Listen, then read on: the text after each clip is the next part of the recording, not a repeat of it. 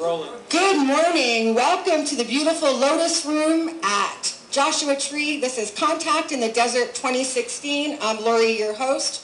Today I'm pleased to be able to introduce somebody I'm really a huge fan of.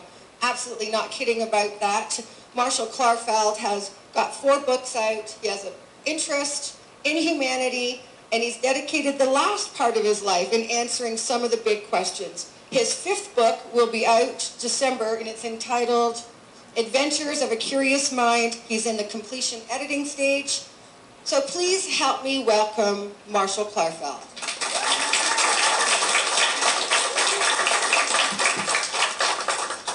Thank you, Laurie.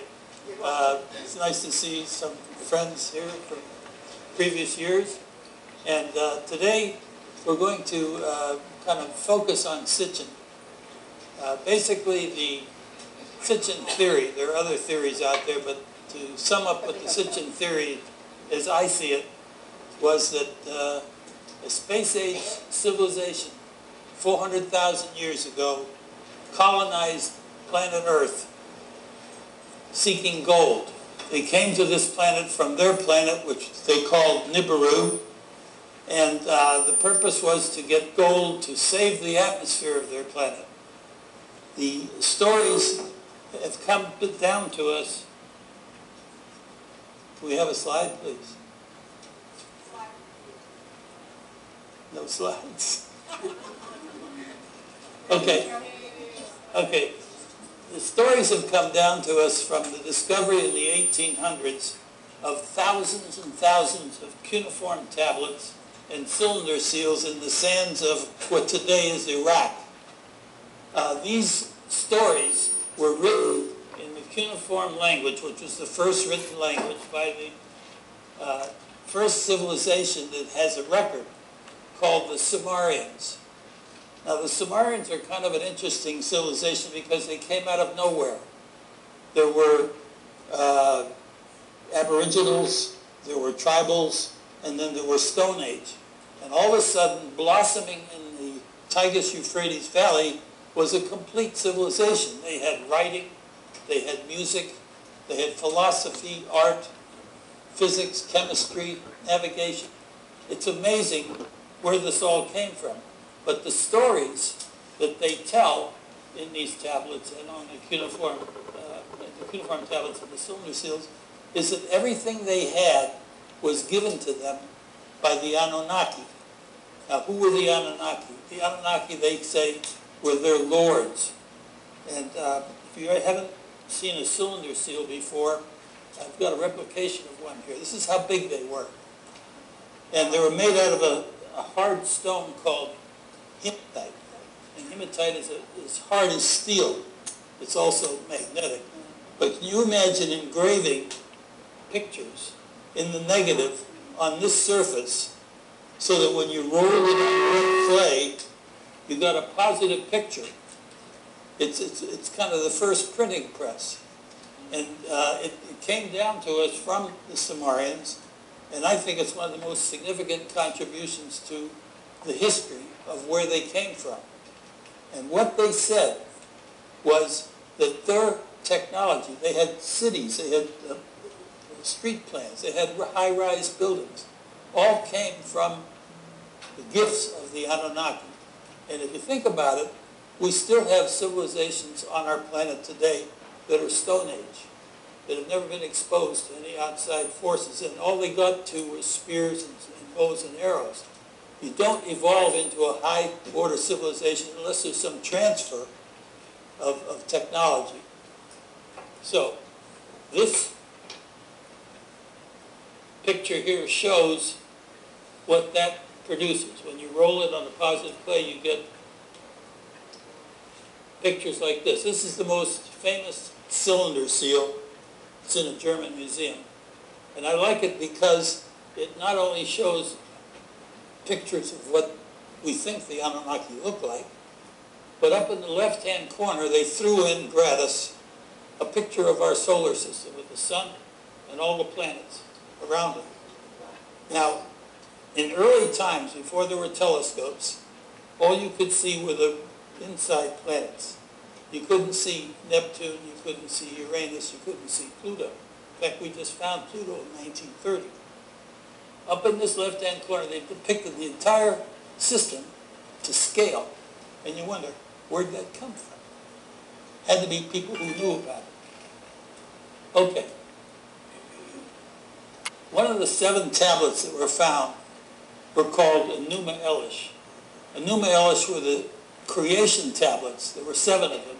And each tablet, this is just 3 of them in summary, had 169 lines. And the people who found it saw the complete comparison to Genesis in the Bible. They wondered where this information came from.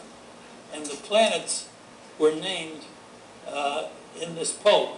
It was written in poetic form to simulate the solar system we have here.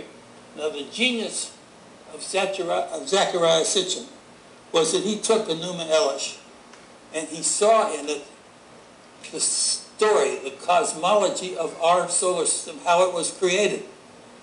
And I'll give you briefly the story. The planet Nibiru was a free-floating planet in space. It was captured by Neptune's gravitational force. It came in clockwise into our solar system from outer space. All of the planets in our solar system revolve around the sun in a counterclockwise fashion. This planet came in clockwise, and when it got into the inner planets, it collided with the 4th planet, which was called Tiamat. Tiamat was a watery planet, and one of the moons of Nibiru split Tiamat in half. It lost its mass. It became the 3rd planet, which was Earth, and the debris from the collision became the asteroid belt and the comets, going clockwise around the sun. Now, Nibiru has an orbital path every 3,600 years, coming into the inner planets and going way out past Pluto into the Oort belt. Today, the scientific community is finally caught up with Sitchin. They admit there was a collision. Now, if you took the planet and you drained the Pacific Ocean, you could see the hole. The Marina Trench is 7 miles deep. Our planet is not like the moon. It's not just solid Earth. There's a hole in it. And that hole was the result, I think, of the collision, verifying what Sitchin gave us in his translations. Next slide, please. The further proof, I think, of this Nibiru coming through is that there were civilizations that saw it, experienced it, and gave it different names. The Sumerians called it Nibiru because the Anunnaki told them that's what it was. The Egyptians called it the celestial disk. And then down through other civilizations, it only comes every 3,600 years, so not everybody gets a chance to see it. The Greeks called it Nemesis because its gravitational effect on our planet is humongous. Tidal waves, volcanic eruptions. You can imagine the gravitational effects of the moon on our tides, what another planet coming between Jupiter and Mars would do to planet Earth. Now, the Romans never named it, but there was an event in Roman history that was recorded. It was called the Star of Bethlehem. And I personally think that what they were referring to was the passage of Nibiru. Nobody's ever really analyzed what the Star of Bethlehem was, but that's what it could have been. Next slide. Okay, now before there was us, there was a species called Homo erectus. And Homo erectus left Africa and populated the entire land mass of the Earth. In effect, Homo erectus was a creature. It had no vocal cords and it had a third our brain size. And the Anunnaki, who had been here for hundreds of thousands of years, saw these creatures roaming around, but they couldn't relate to them. There was no way to communicate with them. So about 200,000 years ago, according to the stories in the cuneiform tablets, they needed a primitive worker to help them in their gold mining operations. And what they did, according to the translations, was they took the female egg of Homo erectus, scooped out the nucleus, put their DNA in it, and planted it into one of their birth mothers. And what they created was the first Homo sapien called Adamu. Next slide, please. Now, they made a cylinder seal of the story. And I like to interpret this in a kind of interesting fashion. I talked to Sitchin about it, and he kind of agreed with me. That up in the left-hand corner, you see tall, thin vases that look like they maybe were made out of crystal. So when they were mixing up this DNA and the egg, they were using the crystal vases, and it wasn't working too well. One day, a little guy with a pot of clay mixed the mixture in the clay pot and put it into Nima, the female Anunnaki, and produced Adamu, the first Homo sapien. And the dust of the earth, as we've heard the story, came from, I think, the mixture having been done in a clay vase. Now today there are doctors who are doing insemination who are using clay to make it work better. We don't know why. But this cylinder seal is about 4,200 years old, and the folks that they claim in these stories, now these stories all come from the cuneiform tablets, was that Enki and his sister, Nima, did this experiment together, and 250,000 years ago, or so, the first human, when I say human, I'm talking about a Homo sapien, which they used as primitive workers in their gold mines. Next slide, please. Oops. Okay. The question is, if we are, as a species, just 250,000 years old, we know from Darwin that evolution is a very slow process. That things like, for instance, Homo erectus was on this planet for 1,800,000 years, and the most advanced they got to were wooden spears and stone tools. Here we are, in less than 200,000 years, walking on the moon. That does not happen in evolution. There had to be something special about us that enabled us to create the tools to get off this planet and walk on a sister planet close by, the moon. And what does that all add up to? Well, it's a story of DNA transfer. Now, there was another species in between us and the first Homo sapien. We are called Homo sapiens sapiens. That means we are the intelligent ones. And that happened according to the cuneiform tablets when Enki inseminated 2 female humans and produced 2 offspring called Titi and Adapa. And these were the first Homo sapiens sapiens. And I think what happened there was they got a direct injection of more Anunnaki DNA, and our brains started working faster and more intelligent. Enabled us within a short period of time to do what we're doing today. So you and I are all Homo sapiens sapiens, and we have to kind of look back to what our heritage was. And if you want to believe this, you know, we're all brothers and sisters under the skin because we share the same DNA. Next slide, please. Okay, now what's the physical evidence of this advanced space-age civilization having been here? What did they leave besides us to show their magnificence? They were super stone workers. Here's an example in Baalbek, Lebanon. We have the largest stones ever quarried on planet Earth. They're 64 feet long, 14 feet high, and 10 feet deep. They weigh over 1,200 tons each. And they were quarried in this quarry, which was a mile away from where they ended up on this wall. We call it a Cyclopean wall. And the 3 of them were lifted 36 feet in the air, placed end to end without any mortar in perfect formation. We can't do that today. You got to ask yourself, where did that technology come from? Who were the master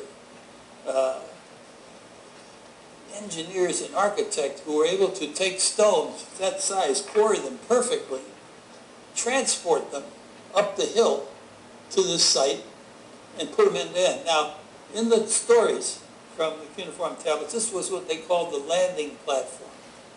You might ask yourself, why do they need all that massive stone? Well, if you've ever been to Cape Canaveral and you've seen our rockets take off, underneath the rockets are millions and millions of pounds of concrete to push against. You have to have something to push against to get up. So in those days, the only thing that was available on this for their rockets to take off was stones. And I think this landing platform, which by the way is also mentioned in one of the beautiful 12 stories called the Epic of Gilgamesh.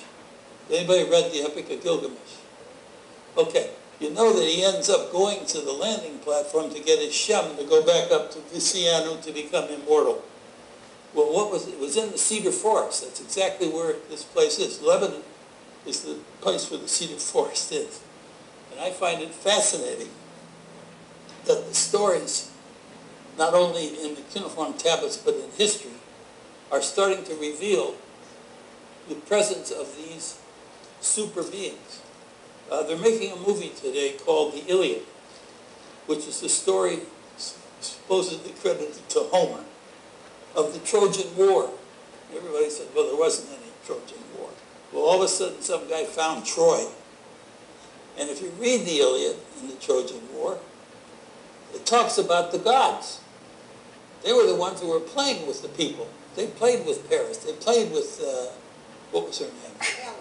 Helen, thank you.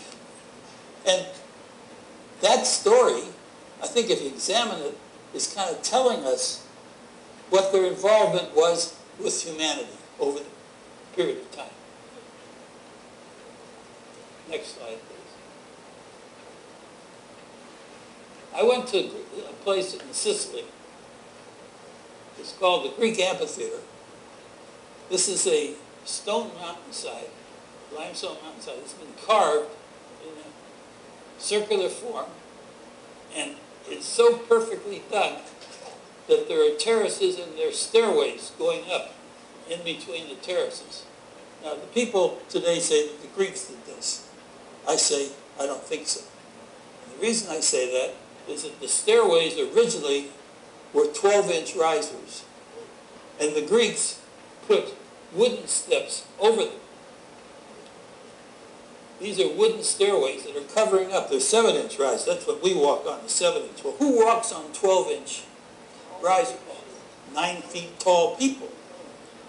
Who are 9 feet tall? Well, the cuneiform tablet said the Anunnaki were 9 feet tall. So my way of inspecting things is to look for these stairways. Next slide, please.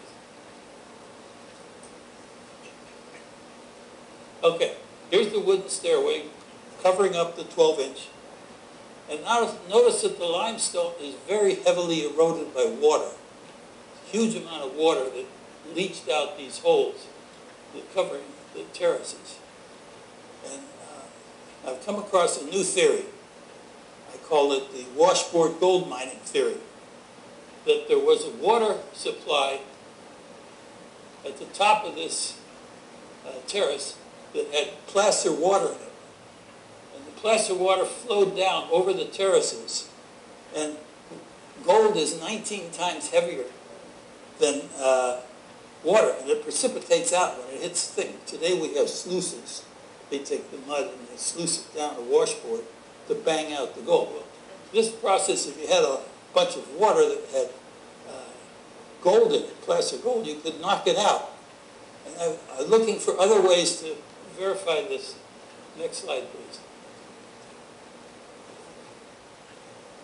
So I went to a place like Machu Picchu. Everybody said Machu Picchu was this Inca palace.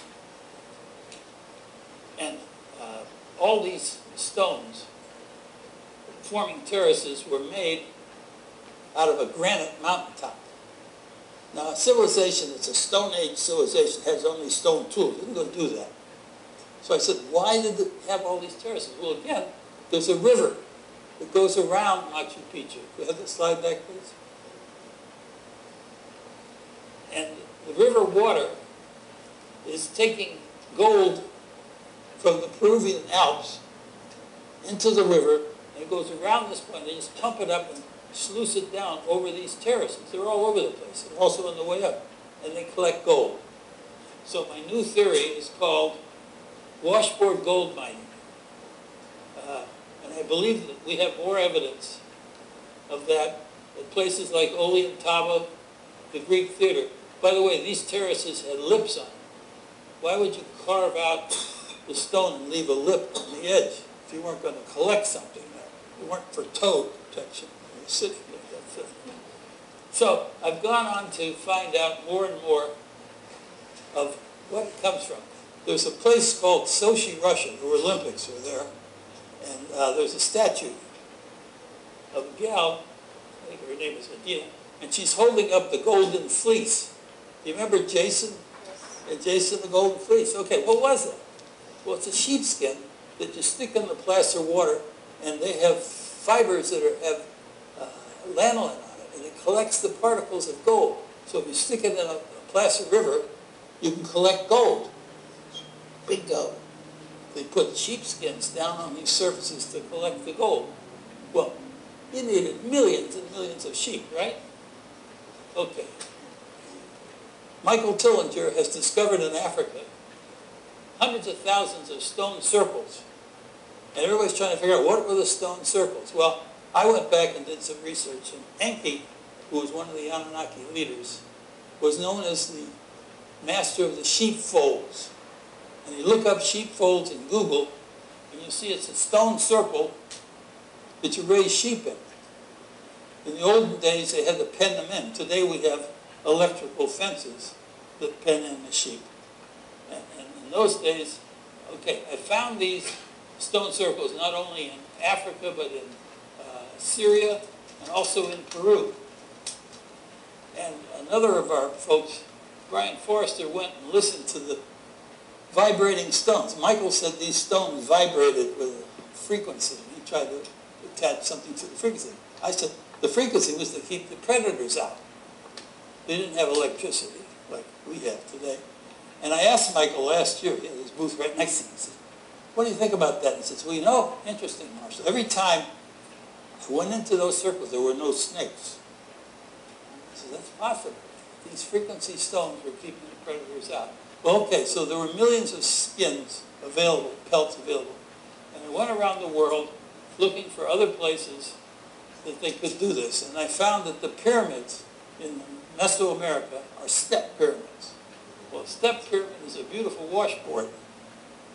And that the sources of placer water are close to these places. For instance, have you ever been to Chichen Itza? There is a cenote next to it. And that's an underground Mexican river that has placer gold. You could pump it up and collect gold by going down. I went to Planenque. This river here is filled with placer water, and there are a whole bunch of terrace pyramids and underground tunnels that they could maneuver the water and use it. Also, we go to Tiwanaku. What do you see? A mile-long avenue of the dead. All terraced, I think, gold mining operation. I could be wrong on this. I want somebody to help me prove it. But my theory is that even in Cusco, north of Cusco, the famous zigzag walls. If you look down on the zigzag walls, they're a washboard. And if the river came down through here and banged into these corners, now these corners have humongous stones on them. They weigh 700,000 pounds. Well, water has tremendous force. And when it came into those corners, it could precipitate out gold. So I'm saying that this construction was possibly a washboard gold mining operation. Now, the piece de resistance, in my research, is the Great Pyramid in Egypt. It's the largest massive stone structure at that time in history.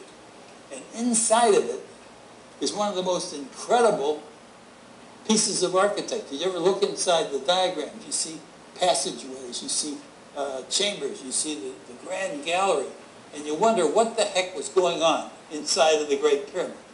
Well, first thing I found out is the whole system was watertight. In other words, the water could be brought in if you built the dam. There was a dam around the Great Period. It took the Nile River water, which has Nubian gold, placer gold, coming every spring runoff. The Nile River is filled with placer gold. And you force it down into the entrance channel. Before there was electricity, there was a system called hydraulic pulse pump, which means you could bang something down and you could push the water up higher than when it came in. And it was used until they had electric pumps. Well, here's a system that's perfectly. They call it the Pharaoh pump. It comes down into the chamber, goes back up into the grand gallery, pulsing back and forth, and eventually gets into the king's chamber. Well, what's happening in the grand gallery is that it's a cobalt ceiling. And a cobalt ceiling is an upside-down washboard. The gold comes down.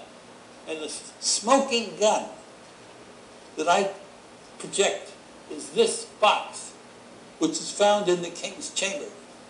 Inside of this box is perfectly smooth, absolutely marvelous stonework, but the outside edges are all damaged. Every edge has been banged. And my story is that when the water came into the king's chamber, pulsing, it flooded the box, and the box banged around and destroyed the edges of this box until they destroyed it enough that the water came in and sunk the box. And that was the end of this operation. I'll show you how it worked. Here's the inside of the grand gallery. Here's your upside-down washboard. Here's another depiction of where the water would go. But here's the thing that they had it work. The water comes down, hits the pit, pushes it up in the grand gallery, forces it back and forth up against the cobalt ceiling, knocking the gold down into the 27 receptacles on the wall, up into the king's chamber, where the box floats, helping push the water down, because it's, maybe that was his purpose. But it's banging against the wall and the ceiling, and it's being chiseled away. And I can't imagine if they would have left a box of that size and precision in the king's chamber that was damaged. So you have to figure out how to get damaged. And I think this is the answer. So, if I'm correct, we've launched a new theory called the Klarfeld washboard gold mining case. And we'll get to that in a minute. The universe is a wonderful place. We have a galaxy like ours. This is a picture of our sister galaxy, and we're off in the left-hand corner of this galaxy. And there's billions and billions of suns in the Milky Way galaxy. And there's hundreds of billions of galaxies in the universe. When I was at Caltech, I had two marvelous professors who taught me what I have known today. One was my physics professor, was Richard Feynman, and my chemistry professor was Linus Pauling. Next slide, please. I asked Richard Feynman, I was 19 years old, it was 1950. Dr. Feynman, do you believe in UFOs? You know, 1947 was Roswell. So all we're talking about are UFOs and extraterrestrials, because that's the big buzz on campus. And he said, Klarfeld, I believe in the law of probability. Of the hundreds of billions of stars in the Milky Way galaxy and the hundreds of billions of galaxies in the universe, the law of probability tells me there are 10,000 solar systems exactly like us. And we're the youngest. If any of the others survived their space age, yes, they could have visited us. It took me 60 years to figure out what is surviving the space age. Well, we're there right now. And we're going to survive this atomic holocaust that could happen. So my other professor, slide please, was Linus Pauling. In that same period of time, actually 1949, I asked Dr. Pauling if he believed in God. I was kind of a brazen young